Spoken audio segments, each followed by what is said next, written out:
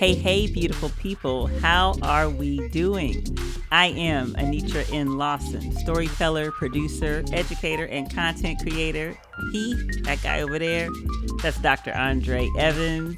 He's a pastor, theologian, father, know-it-all, brother I never wanted. You want to say what's up? What's going on, Savage Siblings? We are so excited. Welcome to Season 2, Ep 1. Yeah, I love it. I absolutely love it. Just wanted to quickly give a huge shout out to all of those that listen to every single episode of Season 1. If you have not done it, I need you to go back to wherever you get your podcast and make sure you see the foundation, see where we started, hear all the episodes that brought in the first season so that you can be caught up and be ready to roll with us and rock with us as we do season number 2. Again, special shout out and thanks to everyone that supported all of the views, all the comments. And listen, speaking of comments, please don't forget that wherever you're listening to this episode right now, go ahead and give us that rating.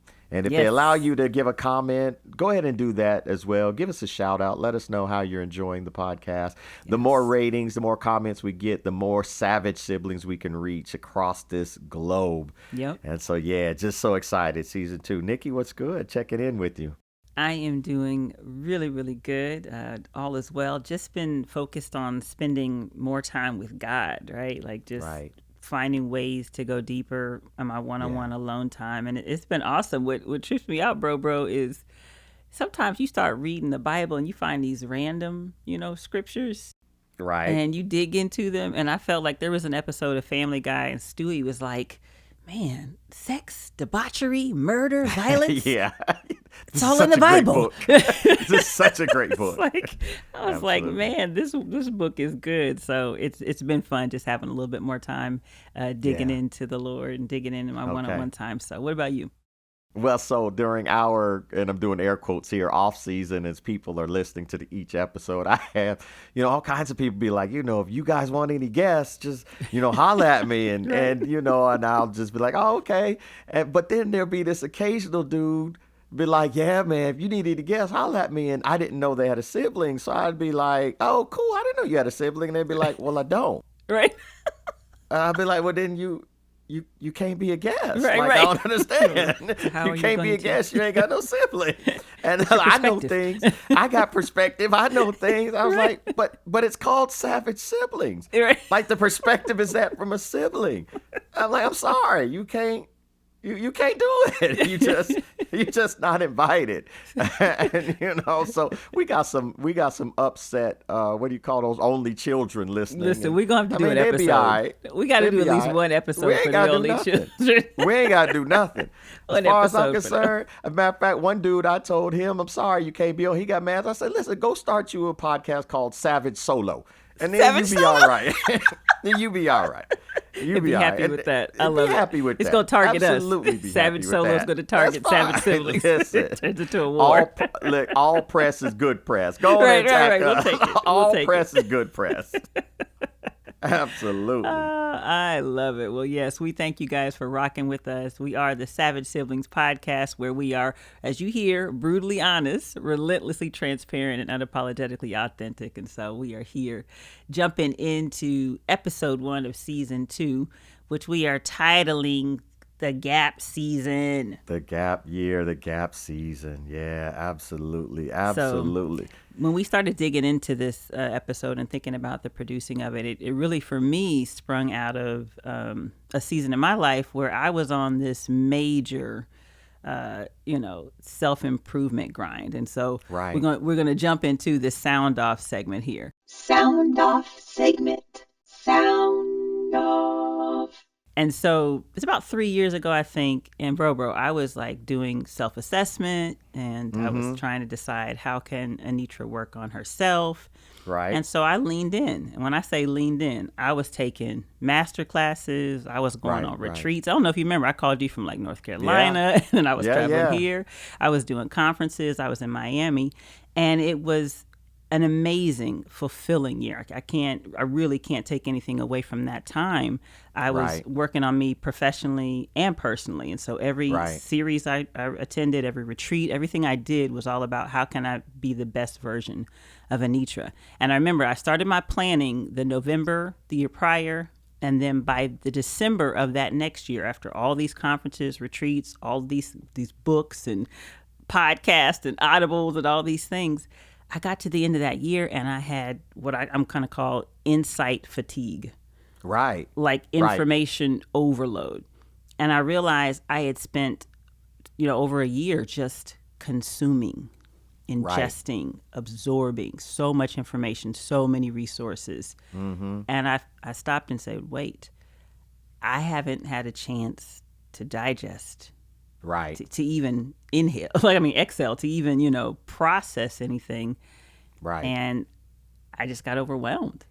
Yeah. I just got overwhelmed, and I kept saying to myself, well, what? Because I think at the core of it, there's always this mindset that says, hey, you're in the flow, especially when you're under this like self-assessment, grind mode, self-improvement mode.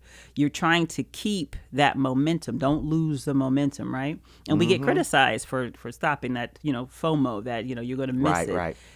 But I realized by the end of that year, I was like, if I go to one more conference, if I read one more document, if somebody texts me one more again, Right. I don't know what's. I haven't had a chance to process, and so that became kind of the catalyst for this conversation here. Because the year after that, I settled. Like I locked everything down. I was like, ain't no traveling, because I just need time to lean in. So that's kind of what was the basis for this particular podcast episode. So I want to ask you, like, what are your thoughts on the concept or the idea of like a gap year, or when we need space after we've taken so much stuff in? What do you think about that process of needing a chance to stop and kind of then just process or digest what you've done? So I remember that year you were doing all that, and I remember I felt like every time I talked to you, you were in a different city, and I'm thinking like, Nikki, you playing this like Where's Waldo to find who you are, right? And the first thought that came to my mind is like, well, she didn't find herself in Dallas, so maybe she's in Chicago. Right. Or maybe she didn't find herself in Chicago. Miami. So now maybe she's in Miami. Like at what point does she say, oh, I done found myself. You done traveled all the lower 48 trying to find yourself. But that's to me the misconception of what a gap season or a gap year is we see these people say, well, I'm taking a year off to find myself, and they're traveling the world, which is fine. Like, if you got that money, I'm not finna hate on you. Go do your thing.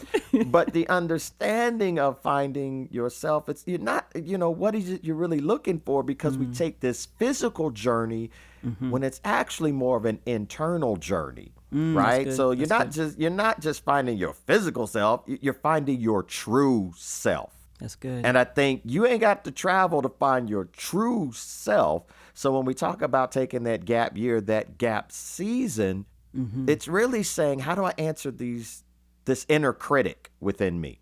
Ooh, that's because good. I've absorbed so much information. I've absorbed so many things. And now the inner critic is saying, what are you going to do with this? Because, too much knowledge can spurn on the wrong ideas. Dad used to say, like, just enough to hurt yourself.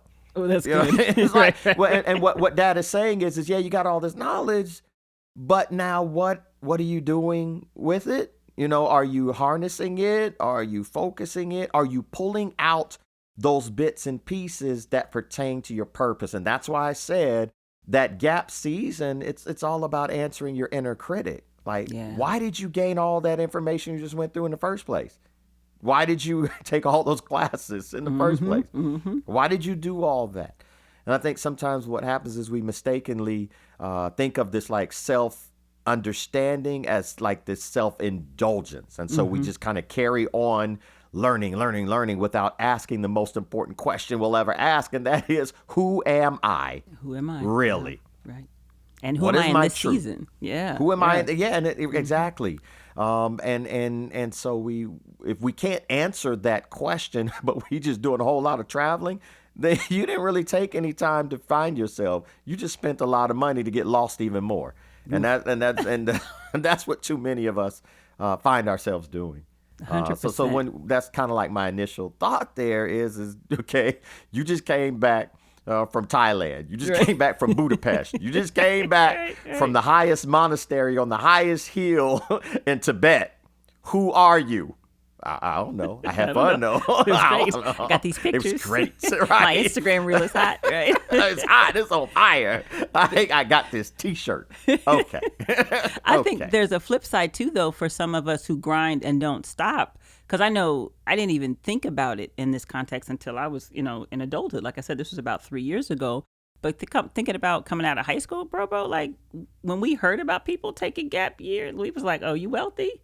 Oh, you finna backpack across Europe? Right. Oh, you got time like that? Oh, you fancy, right? Like we judged that. We were critical of this notion of taking a break or a pause to process or to, allow whatever mental, emotional, intellectual transition that you might need. And I just know coming out of, high school, we were like going straight into a 4-year. And I remember thinking, listen, growing up, the people who went to community college during my generation, that was the gap year. Like you were like, oh yeah, I'm at a junior college. We're like, oh, you have a gap year. That is your gap year because you ain't figured it out, right? Right. Much different now when you understand to go to community college so you don't have debt. But at that time of our lives, that was kind of how judgmental we were about this notion of having the space to maybe figure some things out. Like I want to say a couple of years ago, wasn't it President Malia Obama? Like before she started school, decided to do a gap year, and it was a big deal. And so now people, I think, are having a different approach to it. So I've learned as I've gotten older to really respect it. And then shout out to our mom. I mean, she's like, you can look at the pandemic as what they call the giant pause or the great pause, which is in essence a gap year for people to stop and go, wait a minute. That's why people are leaving their jobs or making life changes and doing things that they had just kind of fallen into the grind of the day to day. And the pandemic actually forced them to what? Stop and assess. Stop and look at what they've been ingesting for the last 10, 15, 20 years. And so I think throughout the course of this episode, we're going to talk about really the pros and cons, but I'll be completely transparent. Starting out when I was younger, when I heard about people taking gap years, I always thought that they were bougie or wealthy or they need to go figure themselves out. They need to go to nature and try to see if they can work it out. But when you think about it, even as kids, what was Saturday morning cartoons?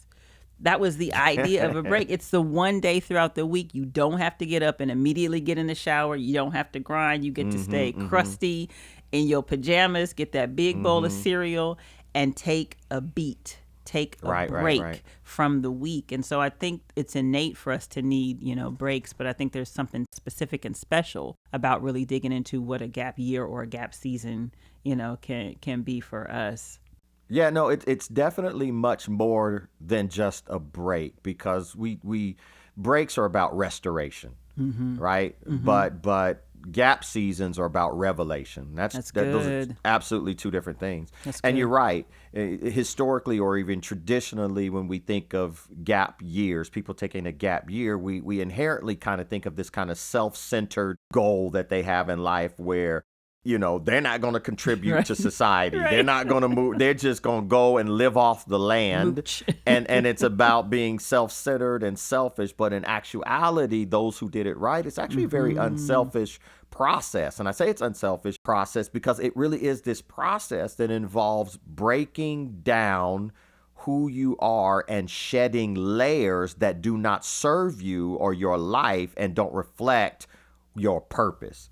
So those that did it right came back and said, I no longer do this anymore. Yeah. I'm no longer this That's anymore. So good. I'm not fooling with this anymore. Yeah. These are things that I had to release myself from in life because they don't serve who I'm supposed to be. They don't serve why I am alive. They don't serve my existential nature. And so we've got to kind of rethink, well, what does it mean to do a gap season or gap year? It's not just about taking a break. We do need those because that's self-care, but we also got to achieve kind of this degree of understanding who we are and then getting rid of those things that are not who we are. I'm not this anymore. And I spent the majority of my life being this. I needed a season where I could just simply say, oh, that ain't me no more. I don't do that no more. And a lot of times that gap season or that gap year, as we call it, it's the bare necessities. Yep. It's the bare necessities. If you really think about it, it's the bare. I'm not taking a gap year in Dubai. Right. That's not a gap year. Some people are like, yes, I am. You're right. They not finding themselves. They picking up something else they ain't supposed to pick up. My gap season is about getting down to the bare necessities so I can find out what parts of me can I live without and what parts of me do I have to have if I'm going to move on into purpose. Yeah. And that's kind of like that foundation of understanding of what it is. So if we step off of that foundation, that's then where we can build and really just kind of figure out, who we are in this transitional period of our life. That's so good. Well, speaking of purpose and finding purpose in service, this is a good point to shout out our sponsor for this episode, and that is none other than S2 Media Works. It's a media production company founded by my brother and I, dedicated to creating content to educate, to empower, to inspire, and encourage positive influence throughout original narratives. Our mission is to provide transformational education and resources for healthy and productive living through our creative storytelling. And we're dedicated, right? We want to create life-changing, life-giving content in everything that we do. So we're happy to sponsor and produce the Savage Sibling podcast, which is a product of S2 Media Works. And again, we are so glad that you are rocking with us for this episode. Absolutely. Bro, you ready? You ready to get savage? I am absolutely ready to get savage. I start with just, I was thinking about this gap season, gap year. It reminded me that Corinne and Corey have this plan that when they graduate from high school, they're going to travel the world to different countries and they're going to eat organic or regional rice. I love it. Rice, right? Right. So I immediately started clowning them.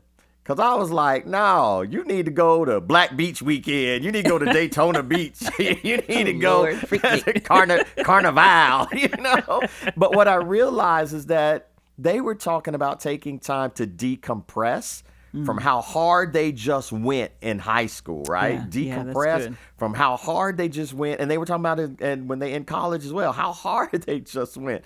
Because, at some point, the decompression part is the part that moves us into the transition. The decompression moves to the transition.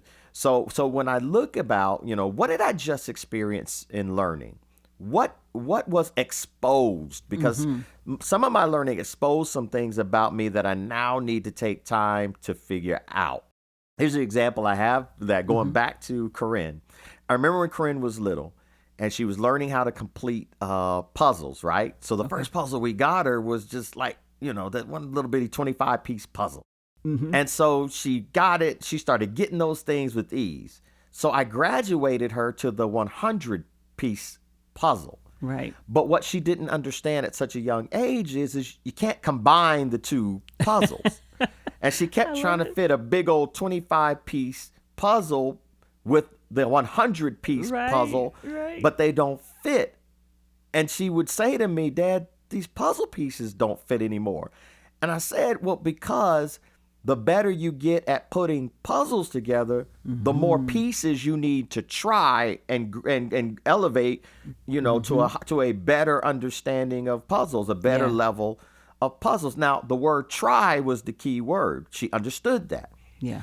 Here's what I'm saying. The gap year for a lazy person says, I'm sticking with the 25-piece 100% puzzle.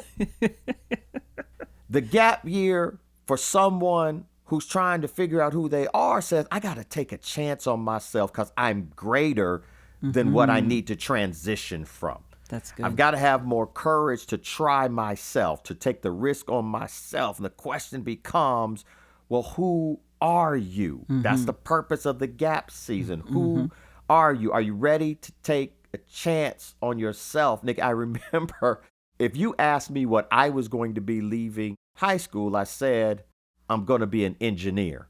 Right. For those of you that don't know, my dad's an engineer. Right, exactly. So that's all I knew. Even though I had been exposed and learned so much more, I just said, I'm going to be an engineer. Here's the importance of the gap season for me. My dad's an engineer, but I'm looking around the house and I'm looking at paintings and drawings and sculptures that my dad made. Right. And I'm watching my dad dredge over a business plan night after night. I remember those. Of what he's passionate about. But at the end of the day, after I looked at the last painting, the last drawing, the last sculpture, and the last night I saw him working on the business plan, Dad returned to engineering. Yep. The gap season is so important because the uncertainty of you saying, can I be what I'm passionate about being? The uncertainty will have you, if you don't do the gap season, returning to what is comfortable. Ooh, Jesus. I want you to think about it. What if Dad never knew engineering? Right. All he knew was art. All he had vision for was this business of his dreams. What's different for Dad now? His whole life. If he doesn't return to the comfort of engineering. I think that's why young people get it these days. Yes, this generation, yep. I think generation, millennials, Generation Z, definitely. I think they just get it. They do. Like, hey, Dad, I know, I'm glad you a pastor. That just means I should know a little something about the Bible, but I ain't finna be a pastor. That part. Mom, I know you're a lawyer or you're a professor or teacher. Mom, I know you're the film school chair at Oxnard University. Yeah. But that don't mean that's what I gotta be. Right. I'm going after what I'm passionate about. I'm going after that. So to me, that's what exposure does. Exposure says, I know you've always known this because this is what's on your block. This is what's in your home. But that doesn't mean that's who you have to be. What are you passionate about? Only for me to find that passion, I got to step away from what day to day I'm trying to produce, which is another grade or another dollar or another. Let me step away. If I can step away from the ups and downs, the pull of everyday life, and learn what I'm really passionate about, that's what a gap season ought to do for you. That's so good. And exposure is so key to that. Because I like, for me, as I'm ingesting information, even with the information that we're taking in, there's still a moment where you have to stop, stand back, and shine light on all the information that you've now taken in so you can determine what will now be the next step, or maybe even the information is what leads you into a space of a gap season to pause and dig deeper. And so I think for me, I was kind of labeling it a shift, right? Because I've ingested all this information, I've been exposed to all this stuff, and I'm now need to figure out what I want to actually apply. And so the awareness that something new it's changed. There's new information, new status, new environment. Now I want to process that. And I know a while back, our family, we went and we did this Airbnb experience as a family for the Thanksgiving holiday. And for so many of us, it was new. Now, Bro, you've been doing Airbnb. You on gold level Airbnb. Your profile is platinum status. I am platinum status, right? Triple diamond status. But us new folks that still, hit up the Holiday Inns and the Quality Inns, we had to be exposed to the Airbnb experience. And so that's the idea, is on one end, in order to even consider if it's time for a gap season or gap year, you have to first be getting information and having new experiences, and then spend the time saying, now let me investigate, what I've been taking in, and acknowledge that, hey, something has shifted. I remember when I did my internship at Warner Brothers, and so I'm only a year into my master's degree, only a year in Cali living, so I'm still got Florida on me. I still have that Midwest flow with me.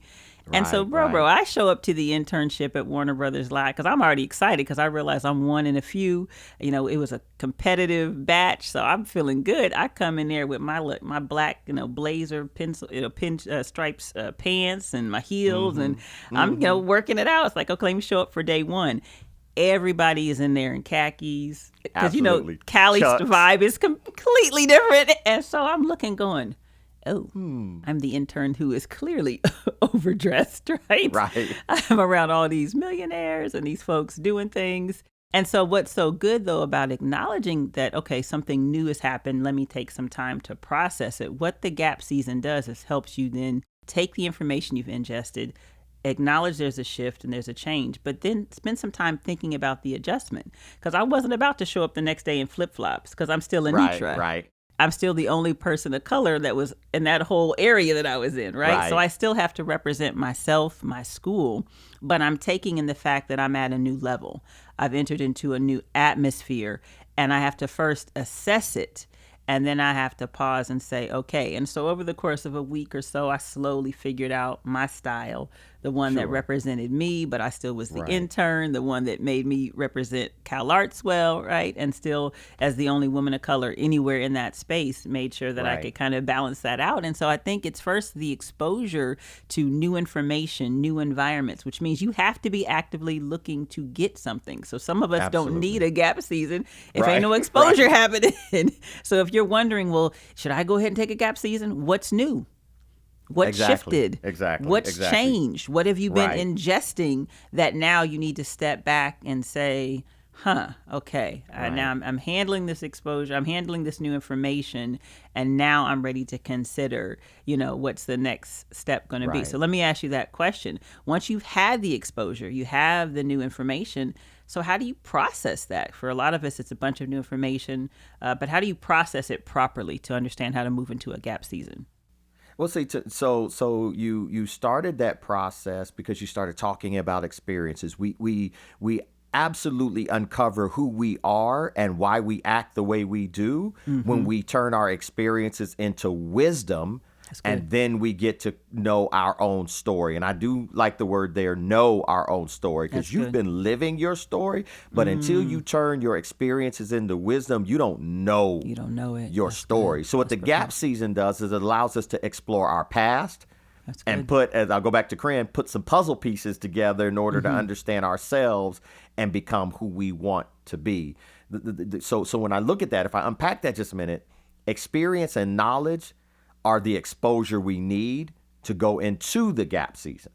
Putting it all together is how we come out of the gap season. That's good.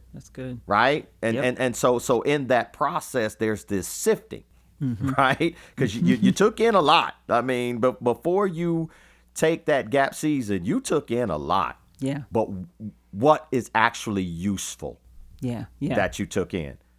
What was the frustration from certain circumstance? Is that frustration useful because that turns into bitterness? Is it useful? Did the disappointment that you're still hanging on to, is that useful? Yeah. Right? The hurt that you have not healed from, is that useful? Oof, that's good. And so you've got to be able to sift through that. What is actually useful for where you're going, for your future? And so what sifting does, that sifting, which I would say is the shifting process you're talking about. Yeah. That sifting has shown that it isn't just the things that happen to us that define who we become, but how much we've made sense of what's happening to us or what has happened to us. There's a whole lot of stuff that's happened to you, but did you make sense of it all? Do I understand any of it? Do I understand? Because if I don't understand, then it just keeps happening. It just keeps happening, and it's a horrible cycle. So that sifting process, which happens during the gap season, which whether you want to call it sifting or shifting, it's really just you saying, okay, I experienced this. This is the knowledge I got from it. How do I turn that into wisdom? I experienced this. This exposed that I'm a procrastinator. Right. How do I use that wisdom? I experienced this. This shows I'm really sensitive to critique. How do I turn that into wisdom about myself? Okay, I experienced this. I don't like working with people. Right. How do I turn that into wisdom so I can move on? These are questions you ask during that season, because I got to ask these questions during that season, because those are the experiences. I got to make sense and understanding out of those questions, because that's how I come out of the gap season. And you got to be just as concerned going into it as you are coming out of it. Because then you're going to do that application. That's so good. So you have to look for the gap season. You have to actively plan for it. It has to kind of be, not even kind of, it has to be part of either, your 1 year plan, whether it's a 3 year, 5 year plan, but you have to figure out what that looks like. And again, there is a mindset shift there when we think about looking for the gap season. The mindset shift is the anti-momentum, right? This notion that feeds into FOMO. I know when my first year as a full-time professor, I worked like crazy, bro. Absolutely. I mean, and it was my first year because I was like, starting the tenure process. So I worked year round. I'm certainly happy to get more money, right? So part of me was also like, me get this money. But in addition, just working. And after about 2 years of that, I remember stopping and saying, wait a minute, I never have an opportunity to vision cast.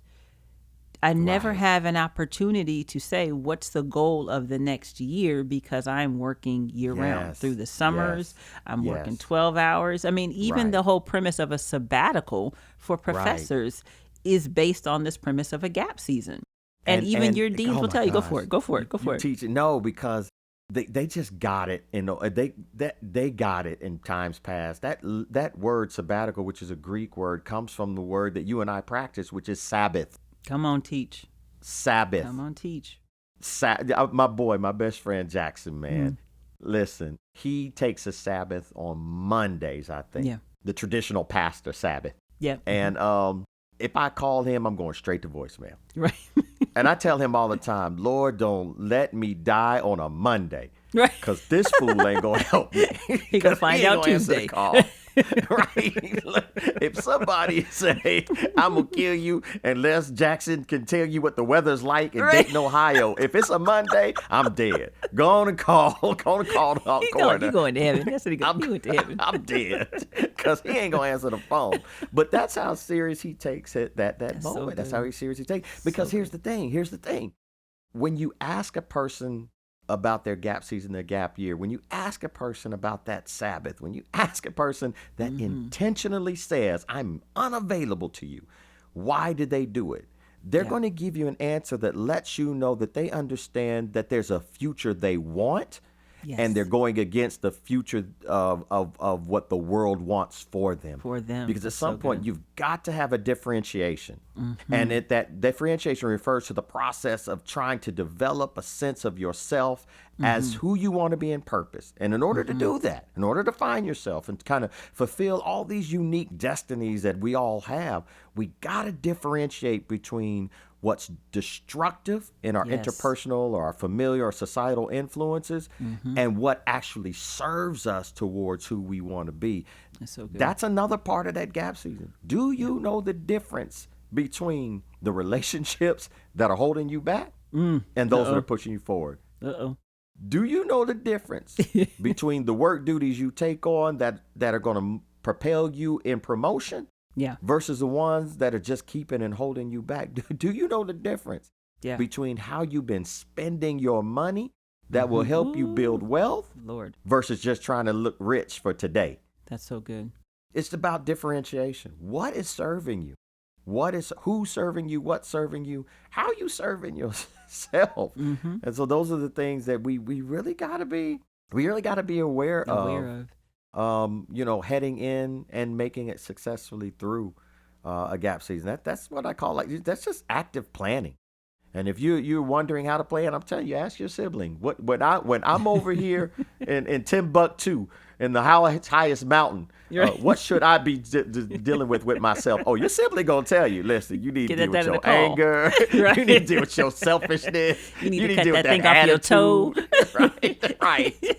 They gonna tell you. Your elbows you ashy. need to deal with your love affair with pork chops, and you won't share. You need to deal with drinking the last part of the milk instead of standing in front of the fridge, drinking 2 cupfuls before you put it back. You need to deal with how often you wash the crack of your behind because you stank. Like They'll tell you.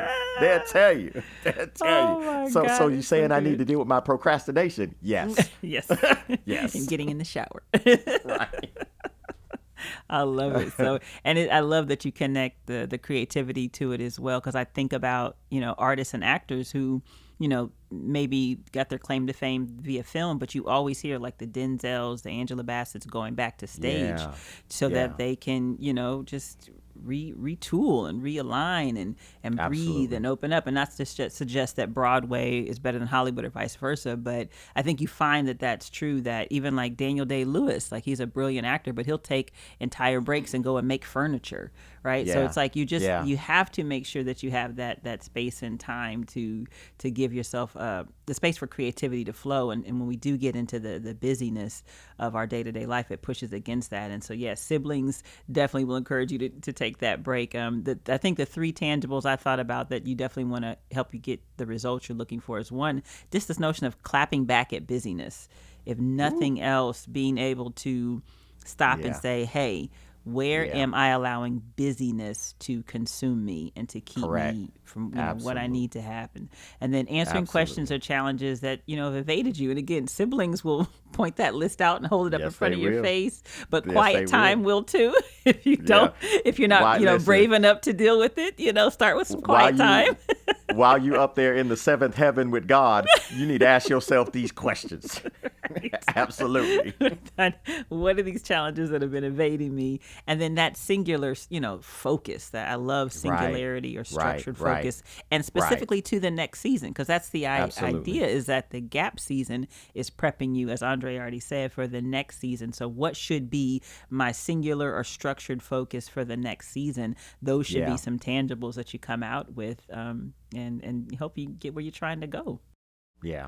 Absolutely. I love it. I love it. I love it. So I think we can jump into our transformational perspective as we kind of round out this episode. So gap seasons, here's the counterpoint to this idea of taking this break or taking all this information and ingesting it and then processing it. There are some of us that say, well, gap seasons are really an excuse to procrastinate, right? An excuse to be unproductive, right? When the gap season is gone too long, how can we recognize that? Because that could be the mindset is that I'm not going to do a gap season because all it's going to do is lead me into unproductivity. What say you, Roro?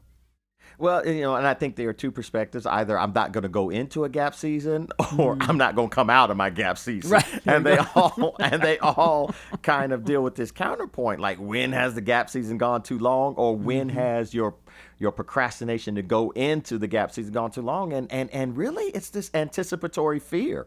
Because the bottom line is, whether I don't want to take the gap season or I don't want to come out, I'm anticipating that there's this fear. That I'm anticipating a fear of uncertainty. Yeah. And the problem with that is it's going to lead to indecisiveness. When that fear gets too large and you can't even make small decisions, that's when you know you're too long. You're either too long waiting to go in, or you're too long coming out. You can't even make small decisions. You're having a hard time just making a one-step plan towards whatever it is, right? Yeah. And we just maybe you're in this constant comparison cycle. If I don't do this right, this is what's going to happen. You're comparing your decisions to the worst. You're continually overthinking the possible outcomes. Yeah. You're scared of what you might learn about yourself. Now that's a real one. That's a real one. You might discover. If I just stay busy, I don't have to face some things about myself. And see, the psychology of that is you're going to come out crazier than you went in. Right. Because you're overthinking every... That's what I like to call, what is that? The WebMD effect. I didn't put in the WebMD, my left knee hurts and my right pinky toe hurts. And it comes out, you got cancer. You're the 4th stage of cancer. You got 3 minutes Call to your live. Loved ones now. Right now. Because the fact of the matter is that counterpoint, that staying out of the gap season or waiting to get into it too long, or staying in it too long, that perpetuity, being stuck in it. Listen, you can't turn knowledge into wisdom if you still stuck on what you want to do. The fact of the matter is, you know what you know now. How does what you know lead to your better life or your well-being? Only wisdom can do that. Oof. Wisdom takes you to take the chance and get to know yourself, know who you are during this gap season. Wisdom is that purposeful seeking to enhance my well-being, that purposely seeking to be better as myself and in society, because ultimately that gap season should be about intrinsically, who are you? What's your purpose? Who are you going to be in this world? Are you going to be somebody that contributes to the betterment of people? That's what that gap season also is about. So yeah, the counterpoint is don't procrastinate because of fear. Don't stay in the gap season too long, and don't be afraid of the gap season because of fear. Yeah. You want to just keep going. I love my dad, but I hated that he kept going back to engineering every day. 100%. Yeah. I hated that he went back. Yeah. When I'm looking at the art, when I'm looking at the sculptures, when I'm looking at the drawings, when I'm looking at the nights he was up doing that business plan, something in him said, nah, let's just go back. It's safer to what here. I'm comfortable. It's safer here. It's safer here. And that's a lot of us. That's a lot of us in some way, shape, or form that we can struggle with that. And it's so true. The procrastination, when you look at some of, and you already mentioned many of them, but some of the root issues that lead to that is one that I know I say I'm a reformed perfectionist, but perfectionism can do that. That can keep you in a gap season too long because you're just like, I'm not ready. I'm trapped in training. I'm still trying to figure this out. Or perfectionism can keep you from going into it because you're like, no, I got to keep grinding. You know, my job is doing great. This is doing great. If I stop, I'm going to lose it all. And it's, again, the root of that is also fear, like you already mentioned. And so just, avoidance, the tendency to be self-defeat oriented, all of these spaces will paralyze you, as my bro just said. And that paralysis is, again, what keeps you from making a decision. And at the end of the day, nothing else, do it afraid. Make a decision afraid. Step into it afraid until your emotions catch up. Sometimes you got to let your emotions catch up. You do. And look at this. So it's fear that shuts you down, but look what else is shutting you down. This inability to be open-minded about yourself. Ooh, good. Let that sink in for a second. Sometimes I won't make the transition. Sometimes I won't go into the gap season to get to know who I am because I'm comfortable staying closed-minded about what everybody else has always said about me. I'm comfortable staying closed-minded about the experiences that didn't hurt me, not the ones that made me better, the ones that didn't hurt me. So if I'm not open-minded about myself, then you're going to struggle to find your true self. And I just want to say this too, for some people who what's holding you from this is your fear of solitude or your thought of isolation or your fear of my gap season has to be with another gappy. We got to all gap together. And I just want to encourage you, it's the biggest, most important part is that one-on-one time with you, with, God, if that's your faith, with the isolation of figuring out who you are. A good portion of it has to be you by yourself in a quiet, place of solitude. So if you're afraid of that isolation, you have to look at it and be more serious about actively doing it because you're going to come out better. You need to quiet some of the noise and the chatter and the information you're getting from all the people around you. Yes, your friends. Yes, your family. Yes, those close loved ones, your colleagues. But you need it just so that you can actually get quiet. And I know that's a challenge for some of us. And so I'm just encouraging you, this gap season is really for you too, because you got to be willing to shut down all the people that you love for a season as you get yourself together. So if that's you, then start planning. You know I'm reminded of that year right after my divorce where I shut out everybody. Yep. And Nikki was hurt. Mom was hurt. Dad really didn't care. He was like, I know what you're going through. Like, leave him alone. I know what he got to do.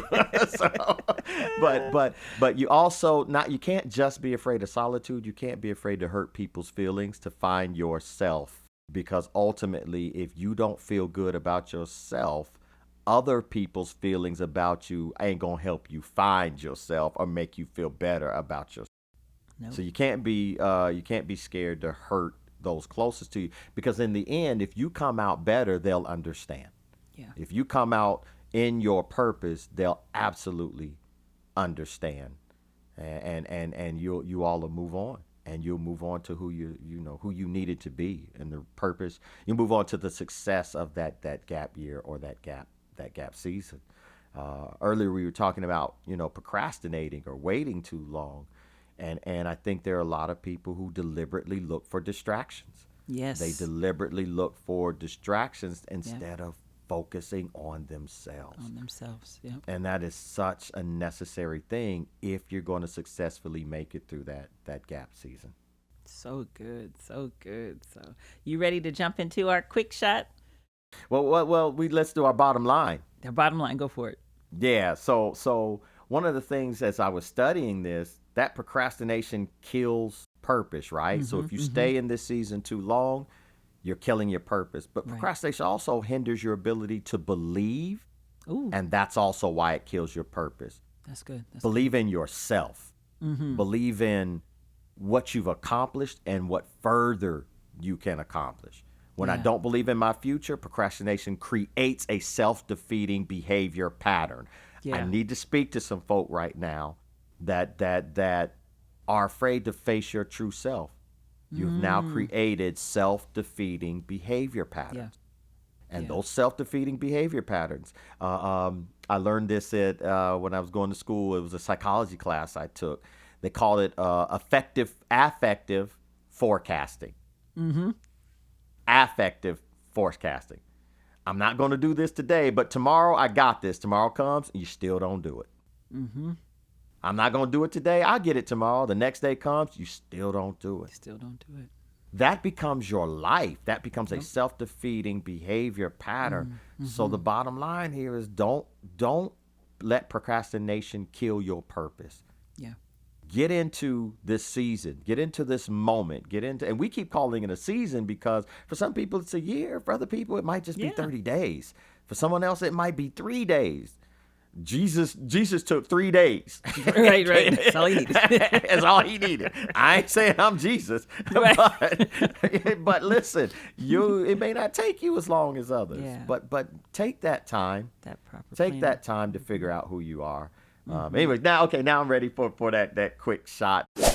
This one comes from Instagram. I love being on Instagram, and I saw this picture, and the caption said, "Took a gap year to find myself." And so this is Instagram, so it comes with a picture. The picture had him looking at a map, and there was a broken compass by the map, and he clearly had a bewildered look on his face. But wait a second. In the background, I kid you not, was a bear pointing to the left. Like, go that way with your lost self. Before you become my food. like the bear was, he had his hand pointing out to the left. All five, like go left, man. Just like you're lost. Trying to find yourself. You're lost. I love it. I had to make fun of it. That was hilarious. Mother Nature to me. rising up like, please, let me help you. Right. Let me help you find yourself. Oh, that is so good. I love it. So I was just looking and researching all these different examples and ideas, and we were toying with the idea of what we call false gap seasons. So okay, yeah. I'll give you an example of someone's idea of a gap season or a gap year, and you can say it's a healthy gap or absolutely whack. Okay? Healthy gap or absolutely whack. All right, so here's the first one.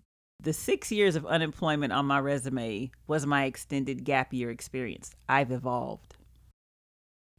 No. Wait, what are my options? Healthy or what's the other one? Healthy gap or absolutely whack? Absolutely whack. Absolutely whack. Absolutely whack. No. And evolution would be like you got a better job. Right. That's an evolution. And you put that on a resume? Whack. Whack. You put that on Instagram with pictures, which you what you call that you screenshotted from your iPhone. Check me out. Right. Living my best life. No. All right, let's try another one. My gap year enhanced my authentic, antisocial nature. I am happily friendless.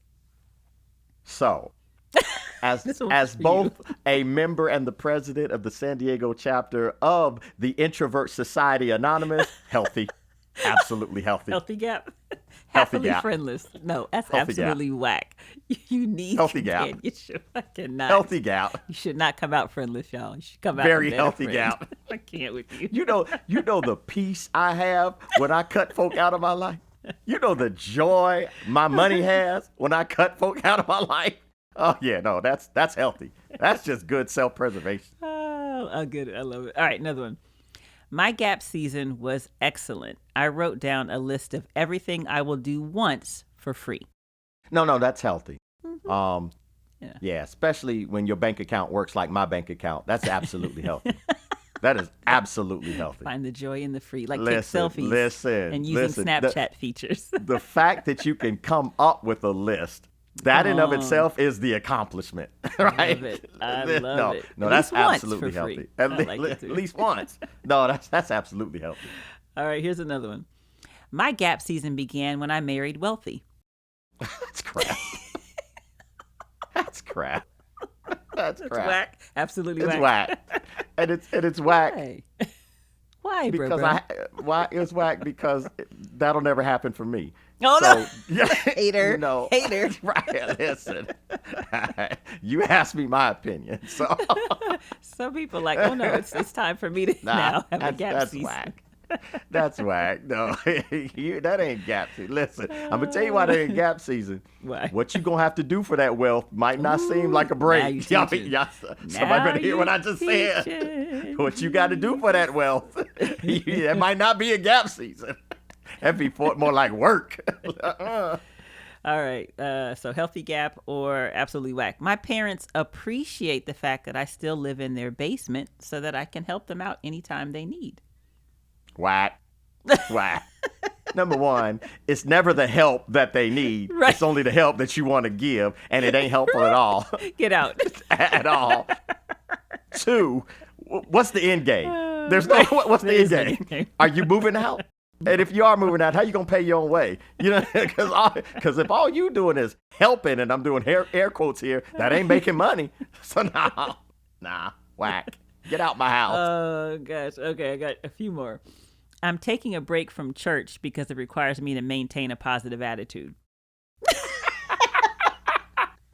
Listen, pastor. Right. So as a pastor, I'm supposed to say that's whack. Right. Now, if you ask Andre Eugene Evans, that's pretty healthy. Because church folk will get on your last nerve. No. Church folk will work your last You should be positive nerve. all the time. Is that the next one? No. That comes that one? Because church requires me to maintain a positive attitude. Nah. Church requires me to quote scripture. like if it had not been for the Lord on my side, I'd be doing a bid 2025 fooling with you. Nah. Oh God! All right, let's do it. Church folk had you quoting scripture, Doc. All day long. You get close to the Lord. That's why you got to stay. Forsake not assembly. Get that attitude together. Some of the scriptures I know because of church folk. May the Lord be between me and thee. Listen. You say you don't want to lay hands, huh? Right. I can't. I love it. Okay, another one. I can't go exercise today or all this week. It's below 68 degrees outside. See, it depends. Are they in Southern California? Because that's valid. Oh, no. 68 degrees. That's cold. That's cold. It could have been 75 degrees. What if you don't stop it? Okay. No, that's whack. That's absolutely whack. Get in the gym. Get in. Right. Stop making Get in the gym. Get in the gym. Just get in the gym. Listen, wave at me. If your underarm waving back, get in the gym. Right. Get in the gym. Your underarm is that's so terrible. All right, let's do the last one. I am looking forward to starting my gap season, and I will begin by watching every show on HBO Max. There is absolutely no way that watching Euphoria is going to help you move on to a better self. There is absolutely no way that watching all of the DC movies is going to help you move on to a better self. There is absolutely no way that a subscription to HBO Max is going to be useful for your purpose in the future. It's tapping into my creativity. I'm going to say that's whack. I'm going to say that's whack. No. Oh, I love it. So for those of y'all trying to get these false gap seasons going, we calling you on the carpet. Right. Get your stuff together. So that's for our quick shot. All right, bro, what do you have for the final blow? So as you know, what's interesting, our entire conversation, what I'm realizing that gaps, not realizing, but it's a poignant to point out that gap seasons are not linear. And what I mean by that is we're going in a gap season because you don't have to keep doing what you've always done. And the more people that realize that will move on to their purpose. Doing what you've always done, that might not be who you are. So that's why I say gap seasons aren't linear. They ought to be a ladder in promotion towards who God purposed you to be. And as we said, plan it out. The Bible says, write the vision and make it plain. In other words, write down, who do you want to be when you come out of this gap season? There's an importance about knowing who you are and who God gave you wisdom to be, and casting that vision into the atmosphere, casting that vision into the environment, and then learning how to get there. And that gap season, a lot of times, that's the way to get it done. That's exactly what will move you into just kind of who you're supposed to be. That's, to me, the importance of the gap season. That's good. Excellent final blow. So, listen, we thank you guys so much for joining us for this episode of the Savage Sibling Podcast. Please share this episode with your favorite Savage sibling. Leave us comments, feedback. Give us thoughts about other episode topics you'd like for us to share. We're here to hear the feedback and to grow from there. You know, perhaps you've been in an extended gap season, or perhaps you got a relative or a friend that you need to pull out of it. Pass this episode along to them and encourage them to move it forward. And again, we thank you so much for joining us. Shout out to Kyle Davis, Dwayne McClendon, our post-production sound editors, Ronnie with Maxwell Music for doing awesome music design for us. Huge thank you to our parents, Jean and Dolores Evans. Obviously, we wouldn't be here if it weren't for them. Bro, I love you to the moon and back. And so Amen. Love you to the moon and back. But wait, we gotta thank one other person. If you all have been following us on any of the podcast platforms, those images that you might be seeing, some of them came from our boy K Cross from K Cross Photography. Really thankful for all of the print work and design work that he's done just through his gifts as photographer. I just had to shout that out. Absolutely though, love you, Nick, to the moon and back as well. So excited to get this season 2 started. We are off and rolling. So remember, guys, don't go through life alone. We'll see you next time. See ya.